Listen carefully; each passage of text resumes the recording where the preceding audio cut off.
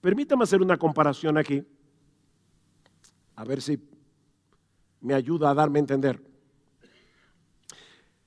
Yo estoy seguro que todos aquí hemos conocido personas necias, ¿sí o no? Como también hemos conocido personas sabias. Eso quiere decir, lamentablemente, que la sabiduría no es una parte esencial de nuestra humanidad. O sea, se puede ser humano y ser un necio. Y se puede ser humano y ser un sabio. El ser humano que carece de bondad sigue siendo ser humano. Hitler era humano. Stalin también. Mussolini también. Y muchos políticos en el día de hoy. Son seres humanos. Pero en el caso de Dios, Él no puede perder ninguno de sus atributos porque dejaría de ser quien Él es, porque Él es simple. ¿Ven el punto?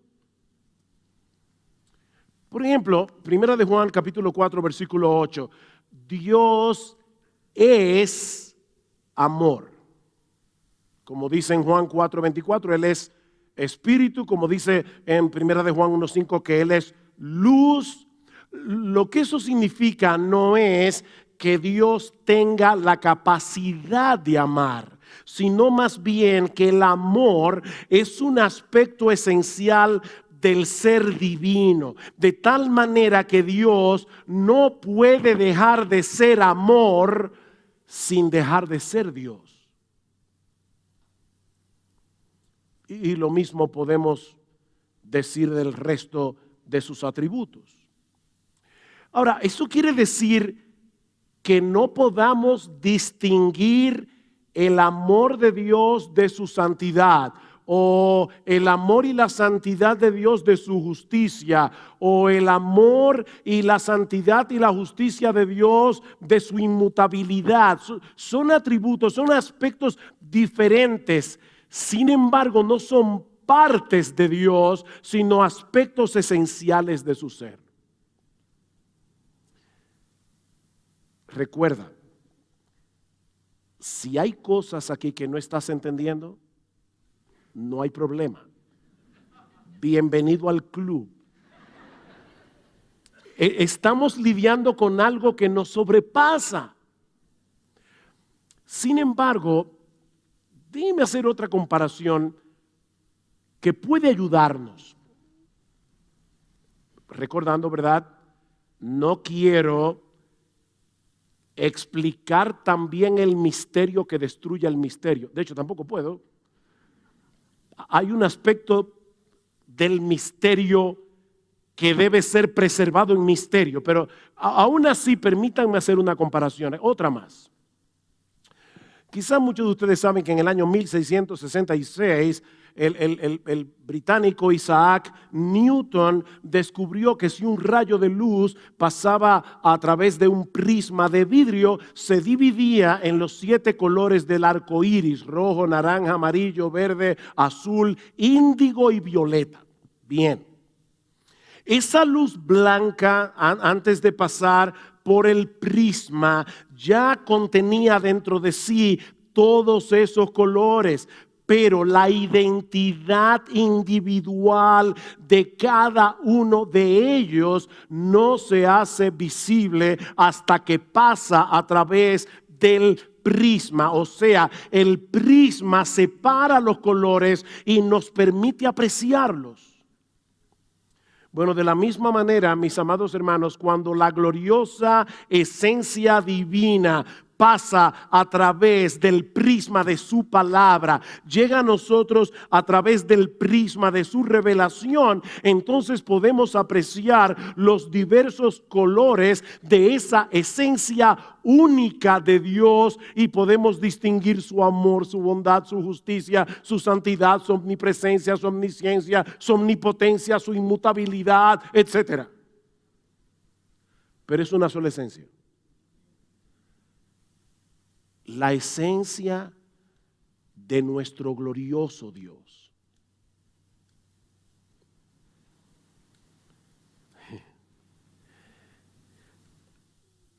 Todos esos atributos de los que estamos hablando aquí, en esta conferencia, están contenidos en lo que Agustín de Hipona llamaba la simple multiplicidad de Dios. Me encanta Agustín. La simple multiplicidad de Dios. Necesitamos que el prisma de la Escritura divida ese potentísimo rayo de luz de la esencia divina, porque de lo contrario, mis amados hermanos, no podríamos entender cómo es Dios. Pero todos esos atributos son aspectos esenciales de su naturaleza. O sea, Dios no puede dejar de ser bueno, Él no puede dejar de ser santo, no puede dejar de ser justo, porque dejaría de ser Dios. Dice el Salmo 90, Señor, tú nos has sido refugio de generación en generación, antes que naciesen los montes y formases la tierra y el mundo, desde el Olam, desde el siglo y hasta el siglo, tú eres Dios. Tú eres Dios. Él siempre es el mismo. Dios no tiene sucesión de tiempo. Dios no aprende nada. Él lo sabe todo desde siempre. Dios nunca puede ser menos de lo que es, ni tampoco puede ser más de lo que es. Mi esposo y yo en noviembre pasado cumplimos 41 añitos de casados. Si yo le dijera a mi esposa hoy, wow, tú eres hoy mejor de lo que eras cuando yo me casé contigo, sería un piropo. Si yo le digo eso a Dios, sería un insulto. ¿Ven? No es lo mismo. Porque Él no puede ser mejor de lo que es. Él es quien Él es y siempre ha sido quien Él es. Otro aspecto de la simplicidad de Dios que deberíamos considerar en esta hora, que por cierto no sé a qué hora empecé, pero bueno, ¿a qué hora empecé, por cierto? ¿Ah? ¿Cuánto me quedan? ¿Me quedan 10 minutos? No, tú estás jugando.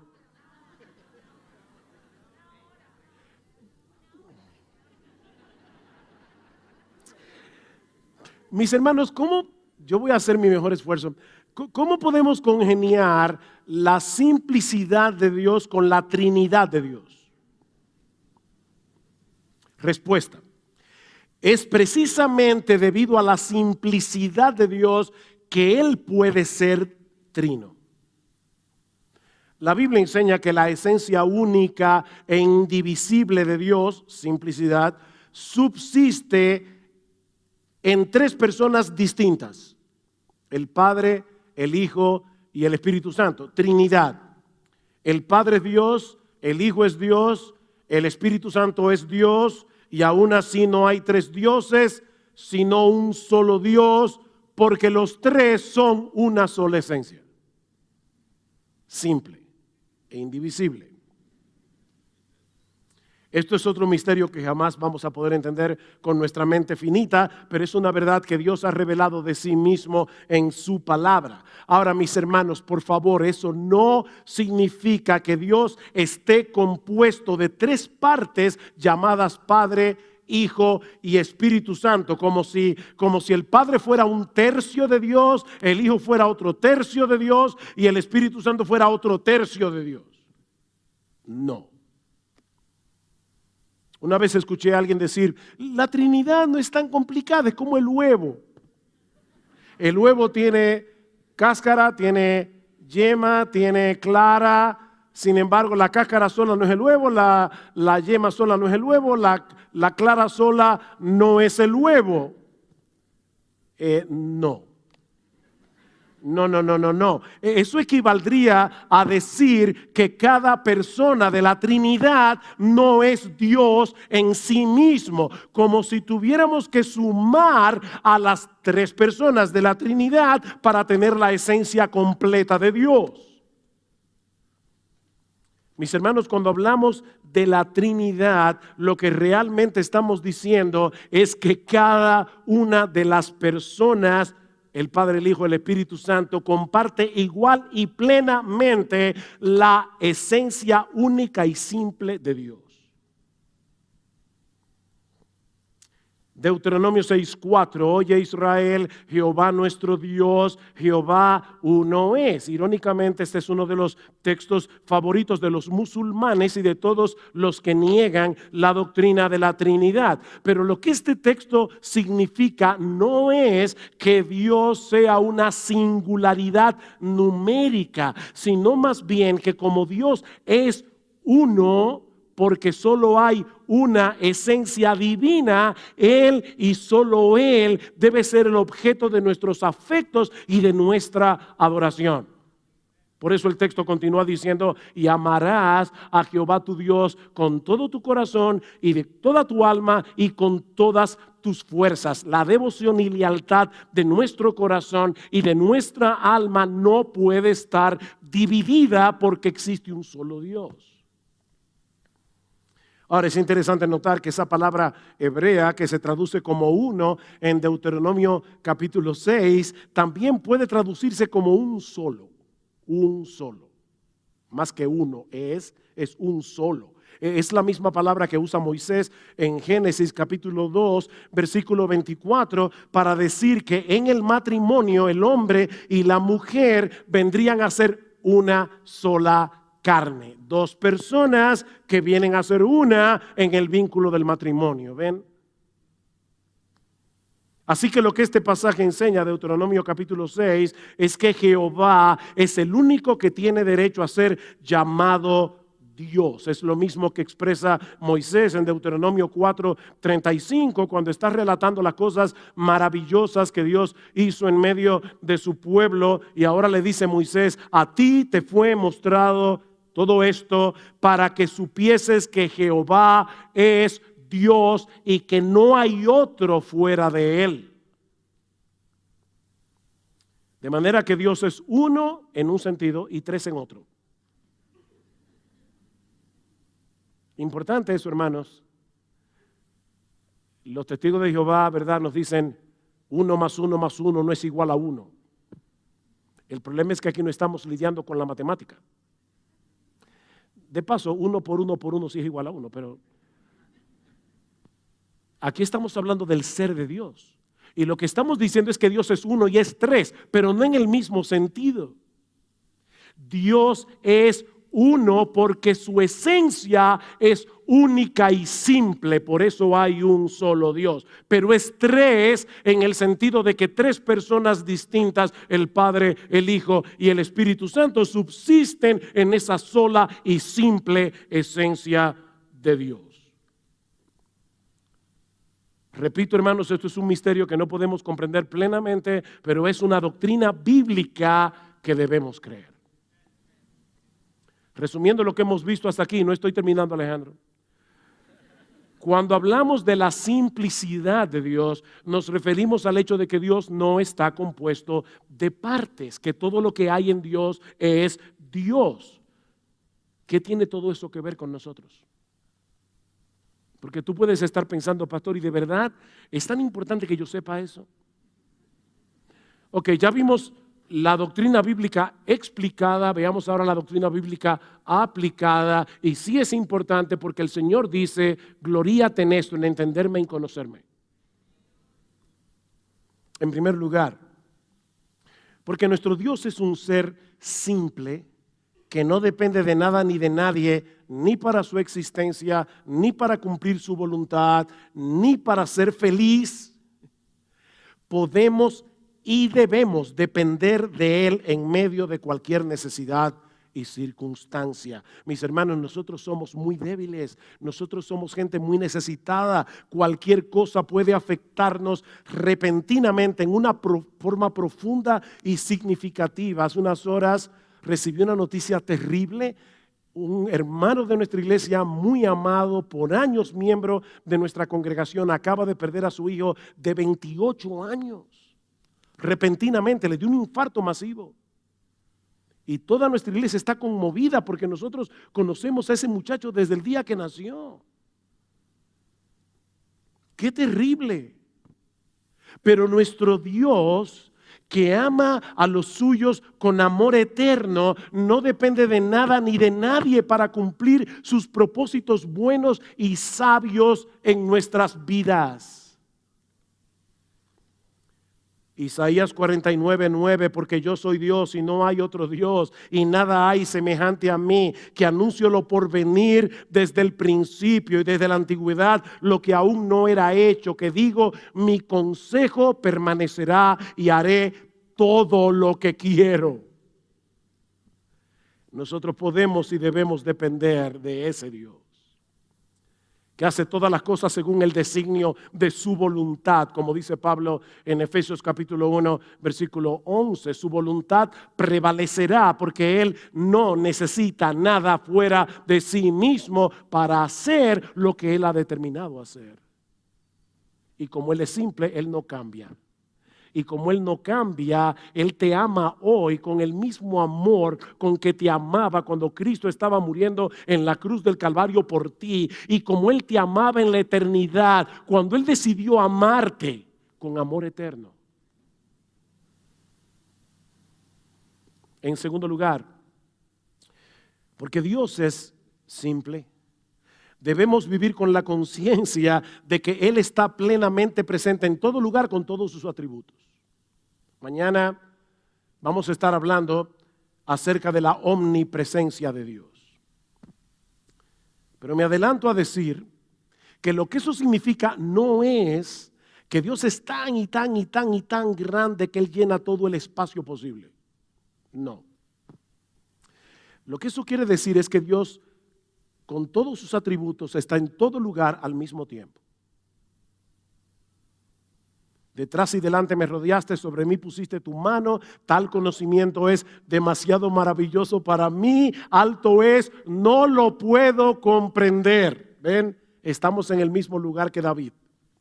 ¿A dónde me iré de tu espíritu? ¿A dónde huiré de tu presencia? Literalmente, ¿a dónde huiré de tu faz? Si subiera a los cielos, allí estás tú, todo tú. Y si en el Seol hiciere mi estrado, he aquí, allí estás tú, todo tú. Si tomare las alas del alba y habitar en el extremo del mar, aún allí me guiará tu mano y me asirá tu diestra. Dios no está difuminado por el espacio. Por aquí hay un poco de su amor y por aquí otro poco de su santidad y por allá otro poco de su justicia. No, todo Dios está en todo lugar al mismo tiempo con todo su ser porque Él es simple.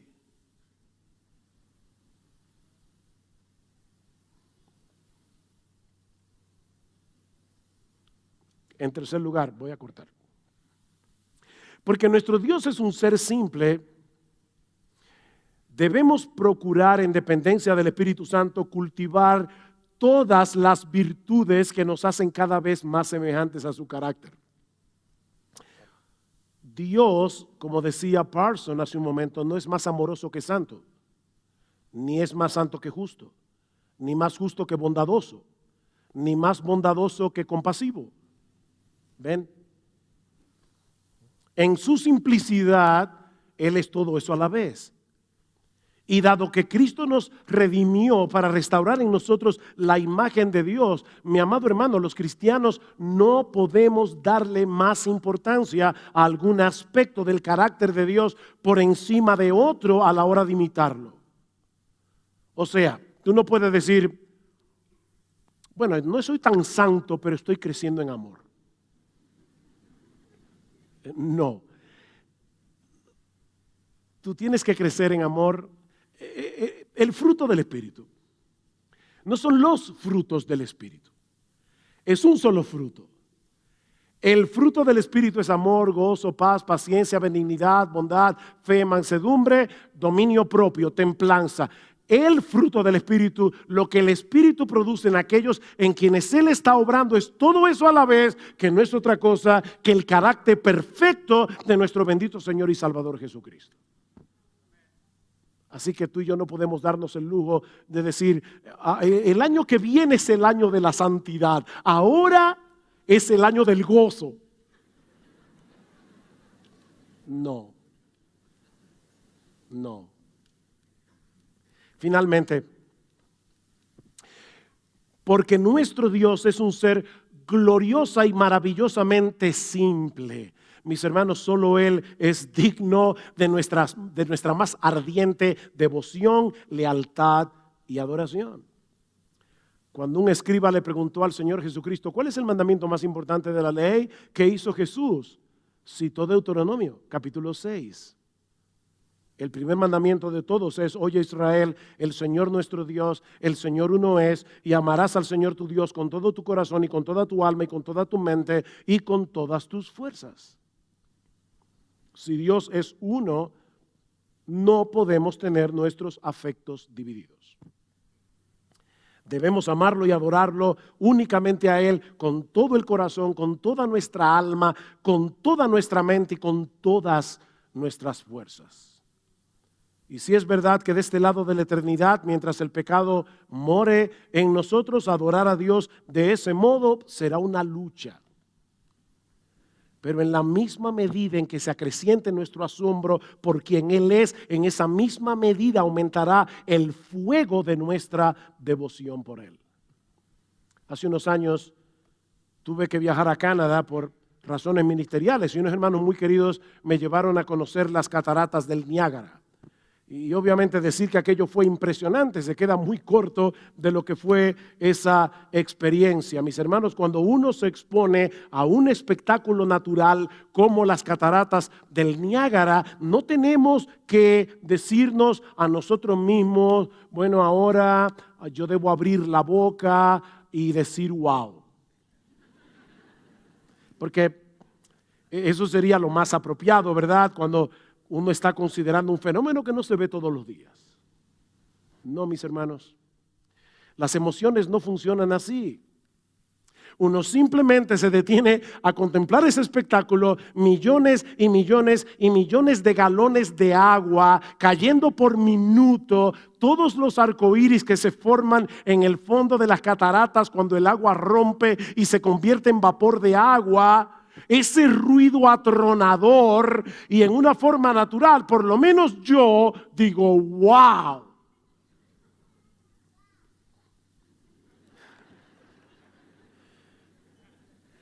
Así funcionan nuestras emociones, así funciona la adoración. Dios nos creó con la capacidad de experimentar asombro ante todo aquello que es hermosamente inusual. Y mis hermanos, en todo el universo no existe nada ni nadie que pueda compararse con ese Dios que no es susceptible de división alguna. Alguien ha dicho que la adoración, me encanta esa definición, es el dulce eco de las excelencias de Dios en el corazón de su pueblo. ¿Qué es la adoración? Es el dulce eco de las excelencias de Dios en el corazón de su pueblo. Él es infinito en su ser y perfecciones, lleno de gloria y majestad, de modo que es imposible conocerle y contemplarle sin ser movido a sobrecogernos de asombro y a querer expresar nuestra admiración por Él. O que sea esta la disposición que el Espíritu Santo produzca en nosotros, que aumente nuestra capacidad waosística en esta conferencia. De modo que podamos seguir cantando con todo nuestro corazón y con un entendimiento cada vez más profundo a Dios el Padre Celestial, al Hijo nuestro Redentor y al Eternal Consolador, unidos todos, alabad, amén, cantad al Trino y Uno Dios, al Trino y Uno Dios, sus alabanzas entonad, su eterna gloria proclamad con gozo, gratitud y amor, que a Él y solo a Él sea toda la gloria por los siglos de los siglos. Amén y amén.